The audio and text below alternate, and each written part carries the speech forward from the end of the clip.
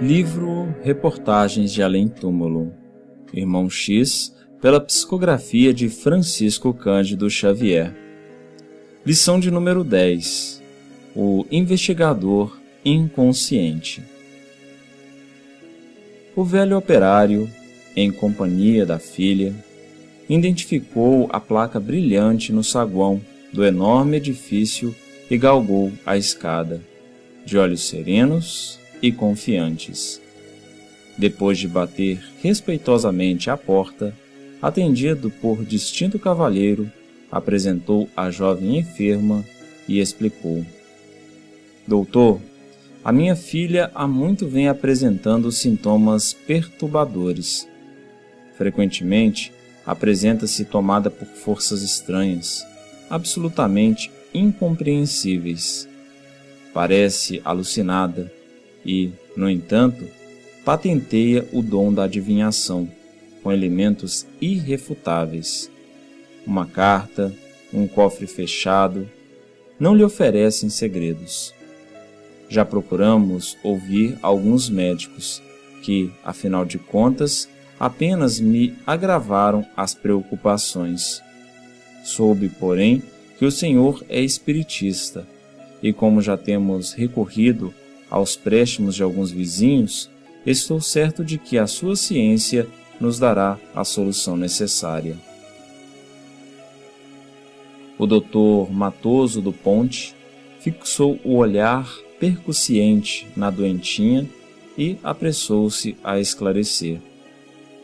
Não sou propriamente espiritista, mas um observador dos fenômenos comuns. Sou metapsiquista. O consulente, naturalmente acanhado, guardou silêncio, enquanto o médico atacava a enferma numa saraivada de perguntas. E revelava no olhar a alegria do pescador quando fisga o peixe inocente, ou do experimentador que encontra uma cobaia preciosa. O pai acompanhava a cena com interesse. O doutor do Ponte esfregava as mãos, visivelmente surpreendido. Após cerrado interrogatório, procedeu a experiências com resultados positivos. Objetos, cartas, livros foram trazidos à prova. O médico não dissimulava o enorme assombro. Homem do trabalho e de horas contadas, o velho operário resolveu intervir e perguntou, respeitoso: Doutor, que me diz o senhor? Que conselhos nos dá para o caso? O profissional coçou o queixo e falou solene: Sem dúvida, estamos diante de um caso espantoso de crepitepsia pragmática. O cliente esboçou um gesto de timidez, como que a desculpar-se da própria ignorância, e aventurou: Não poderá o senhor fornecer-me esclarecimentos mais simples? Leio muito pouco, o trabalho não me dá folgas. Trata-se de manifestação metapsíquica. O pobre homem, diante da complicada terminologia científica, mostrou-se algo desanimado e pediu licença para sair, a fim de trazer um amigo ao consultório. O Valdemar, rapaz inteligente, versado no espiritismo e empregado na farmácia próxima, ajudá-lo-ia a interpretar os pareceres médicos. Fora tão difícil conseguir ensejo para a consulta ao Dr. Matoso, tão elevado o preço da mesma, que o amoroso pai não hesitou. Não deveria perder a oportunidade. Precisava recolher as opiniões da ciência. O ensejo era único. Daí a minutos, regressava ao gabinete, com o amigo prestativo e diligente. O doutor compreendeu as preocupações paternais e passou a esclarecer o assunto com todas as cores científicas da respectiva técnica. Referiu-se aos investigadores do psiquismo mundialmente consagrados, às experiências europeias, falou do ectoplasma, do magnetismo, do subconsciente desconhecido, dos distúrbios orgânicos, rodando pela neurologia, pela fisiologia, pela psicologia experimental. Enquanto a jovem conservava uma expressão de idiotismo e o genitor esboçava gestos de justificável assombro, Valdemar aguardou a pausa do falastrão e ponderou com inteligência. Doutor, estou convencido de que o senhor tem suas razões, mas não concordará que estes fenômenos são velhos quanto o mundo? Não admite que o caso da pequena se resuma em simples manifestações de mediunidade? Naturalmente deseja aludir às novas descobertas, ao sexto sentido, tornou o Esculápio como quem necessita fazer uma retificação indispensável. Sim, pode ser. Referindo-nos à ciência atual, esclareceu o rapaz serenamente. Todavia, há milhares de anos, a Índia e o Egito conheciam os iniciados. Os judeus reverenciavam os profetas. Há 20 séculos, o mundo assistiu à iluminação do Pentecostes. Não concorda que todas essas manifestações sejam formas diversas da revelação espiritual, espalhando no mundo a luz de Deus? Ora, retrucou o metapsiquista contrafeito, que motivos nos levaria a meter a religião em problemas dessa natureza? E a palestra animou-se vivamente. Valdemar prosseguia tranquilo, enquanto o Dr. Matoso atingia o auge da exaltação. O primeiro defendia a lógica da fé raciocinada. O segundo acusava os espiritistas de beócios, doentes, histéricos, fanáticos. Ao terminar a discussão, o velho retirou-se desalentado, levando a menina enferma e resolvido a contentar-se com o processo lento da cura, mediante as instruções evangélicas da água efluviada e dos passes ao alcance da família, no grupo dos vizinhos. Tal ocorrência constituía, porém, pequenina amostra do investigador renitente.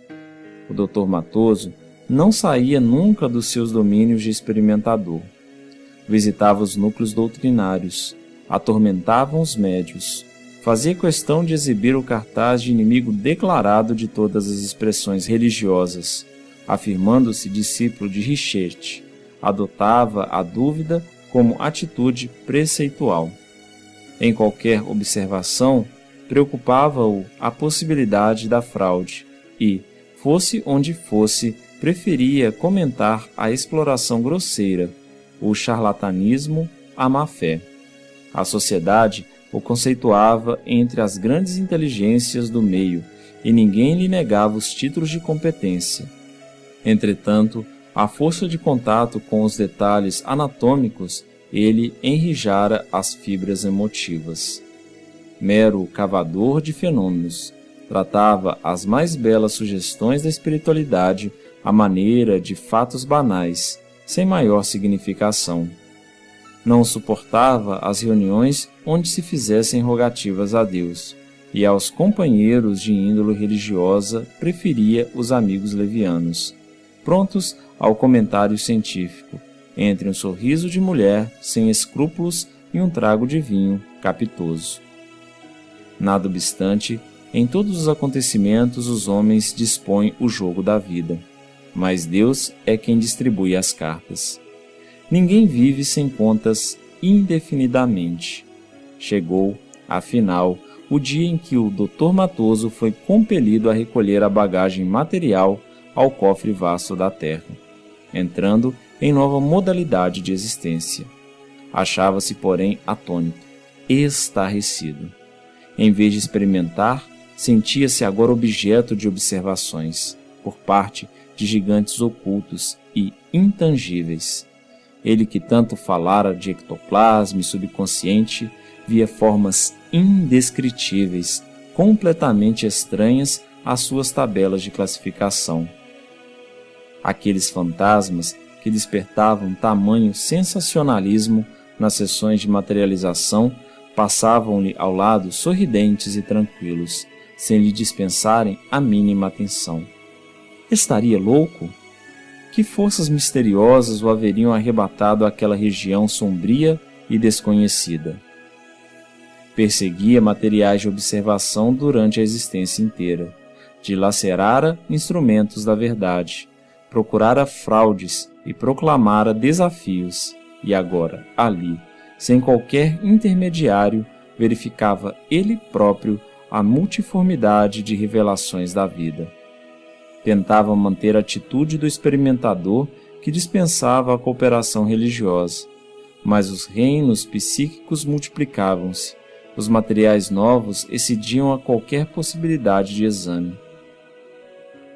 Sozinho, sem o estímulo de companheiros com que pudesse trocar impressões, o antigo investigador experimentou enorme cansaço.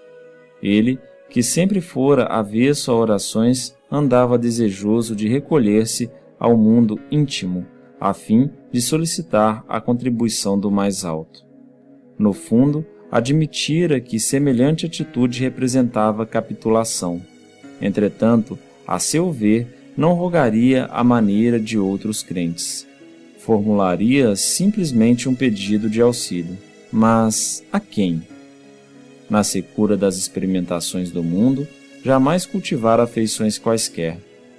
Agravando-se-lhe, porém, as necessidades no meio de situações que não conseguia definir nem compreender, sentiu-se fraco e implorou a Deus lhe concedesse luz para os enigmas que o cercavam. Não demorou muito e um orientador generoso fez-se visível, atendendo à súplica. Amorável benfeitor, solicitou humilhado, por quem sois? Não me negueis mão amiga no labirinto em que me encontro. Escuta, Matoso, respondeu o interlocutor com intimidade. Que fizeste de tanto material precioso concedido à tua alma no mundo?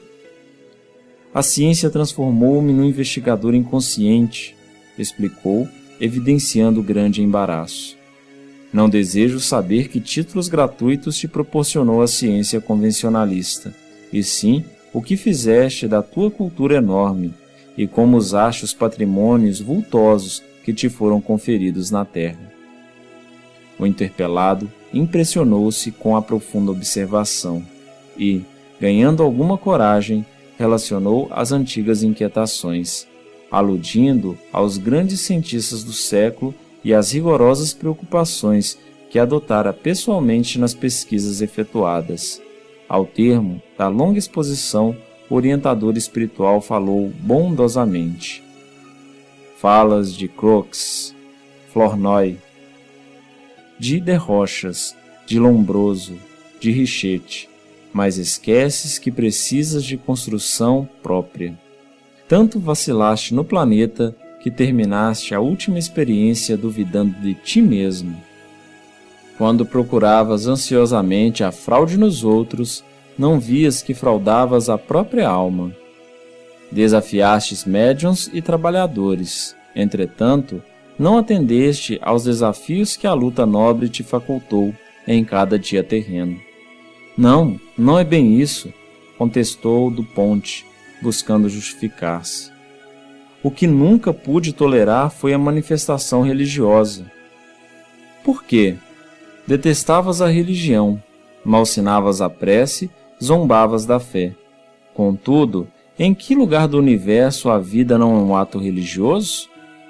Considerando-se o laço imperecível que une o Criador às criaturas e às coisas do caminho evolutivo, tudo é permuta e atividade divina. O sapo coachando no pântano, a estrela enfeitando o céu no deserto, o diamante oculto nas pedras abandonadas, não estão à procura de admiração humana, mas de identificação com a divindade. Anotaste, pesaste, classificaste como simples escravo da estatística, mas a cultura espiritual não se constitui apenas de terminologia técnica. A cor é aspecto, nunca objeto em si mesmo. É incontestável que sabedoria e amor representam as asas sem as quais é impossível ascender aos cumes da perfeição eterna. Mas sabedoria não significa cristalização no círculo individual. Antes, é penetração no país infinito da verdade divina, cuja luz palpita no maravilhoso plano da unidade através de todos os seres. Não te detenhas no exterior. Busca o teu mundo de belezas ignoradas e observa a ti mesmo. Meu amigo, Deus é amor, vida, suprema luz. Neste momento, o benfeitor desapareceu numa torrente de claridades infindas, sem explicar o que se passara. Duponte achou-se de joelhos, face lavada em lágrimas abundantes. O cérebro febril banhava-se em energias desconhecidas. Pela primeira vez, sentia a grandeza divina e parecia constituir, ele próprio, a harmoniosa nota de amor no cântico universal. Por quanto tempo demorou em adoração indefinível? Não poderia responder.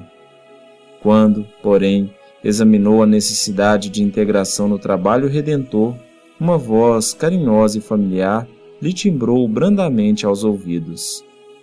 Vamos, meu filho. O Pai jamais regateia a oportunidade de retificação e serviço. Voltemos para o mundo. Tu que observaste tantos semelhantes sem finalidade justa, regressarás agora a fim de seres observado.